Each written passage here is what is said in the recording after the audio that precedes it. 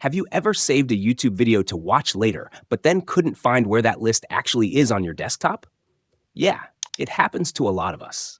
You see something interesting, hit that Save to Watch Later button, and then, poof, it feels like it disappears. So here's how to easily find your Watch Later list. On YouTube, there's a sidebar that can toggle between closed and expanded views. Right now, mine is in the closed mode, and I bet yours might be too. That's where the Watch Later section is hiding. Let's go ahead and click on the menu icon at the top left corner of the screen to expand the sidebar. Once it's open, look for the section labeled You. Under that, you'll see Watch Later. Click on it, and there you go. All the videos you've saved for later are right there. But don't click away just yet. I'll show you another quick method to find it. Inside the Watch Later list, you can organize your videos however you like.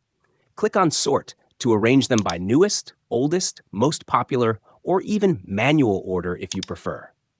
You can also remove any video from the list. Just click the three dots beside it and choose Remove from Watch Later. Now let's check out that second method I promised. If you don't see Watch Later in your sidebar, no worries. Click on You again, and from the options that appear, scroll through until you find the Watch Later category.